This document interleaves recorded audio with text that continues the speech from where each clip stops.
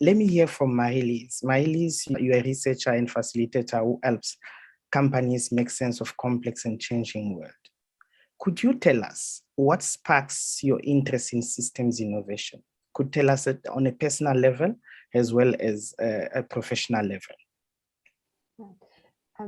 Thanks, Arsene, and thanks, Andrew. I think you already gave us a lot to think about.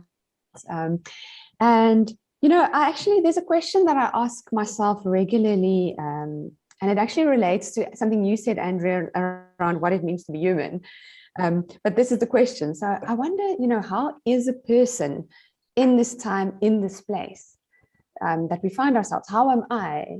And it's really a question of being relevant and trying to be relevant to the place and the time I find myself in. You know, and as a person, I can't help it, but I find myself drawn to some of the big questions and the challenges of our time. Questions around, you know, how we humans interact with the environment, how we interact with technology.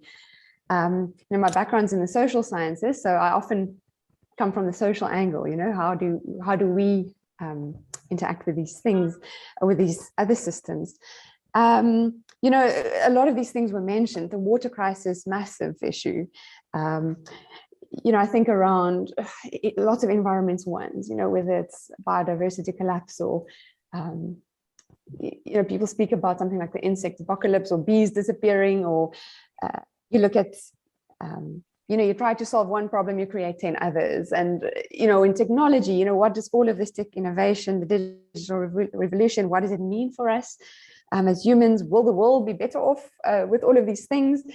How do we even start dealing with inequality and injustice? It seems so stubborn and so stuck. You know, so these are big questions. I'm not an expert in you know, in all of these things, but I wondered to myself, you know, how do we deal with these kinds of issues? As soon as I think a lot of this has been mentioned, but as soon as you start kind of unpicking and trying to make sense of these things, you realize how complex they are, how interdependent they are. You start pulling on one thread, and before you find yourself, you're like in a tangled mess, and you feel completely overwhelmed. So, you know, I can't promise that these tools of systems, innovation, systems thinking, complexity will completely, you know, rid one of this like feeling of overwhelm. But I do think it provides a toolbox, you know, for making sense of some of these things, for starting to find one's way and to find entry points for change.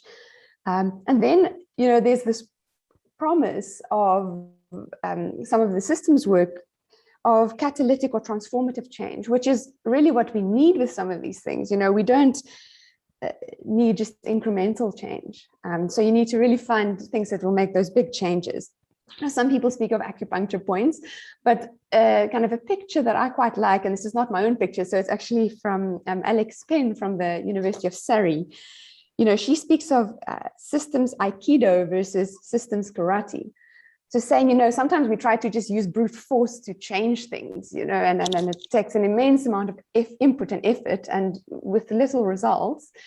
So that would kind of be, maybe it's not a completely fair picture, but like a karate way. Whereas Aikido is really, you know, it uses the momentum and the dynamics in the system itself to kind of nudge a system towards change.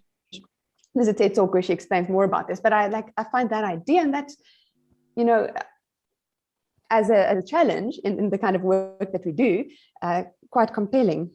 You know, so in some ways for me, these things, you know, there's a bit of an intellectual kick that one gets out of thinking about these issues.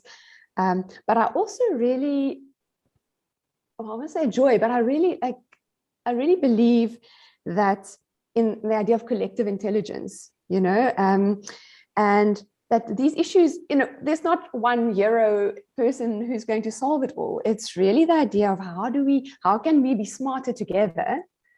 And maybe with machines, we can add that, but really that idea, which again, there's like promise in that, but so often you realize how tricky it is, you know, that you put a lot of us in a room and we're not really smarter together, you know. So for me, that's like a nice challenge. And I think if I look at Andrew, who just spoke, if I look at Tanya, myself, you know, this idea that a lot of what we do is almost like facilitating processes. So, I mean, that's something that I enjoy doing. And then there's a real motivation for me to think about a positive future and how we can invest or help create or be part of making a positive future. And that, you know, you asked me about, so I've kind of mixed the personal and professional here, which in my interest here is quite mixed. It's kind of not easy to disentangle. But I think like a very personal motivation is obviously I want a good future, but also I have a young daughter, and that just really brings it home for me. You know, how can we work towards a positive future? So all of that, it's like a little mix of things, but it really, that's where my interest comes from.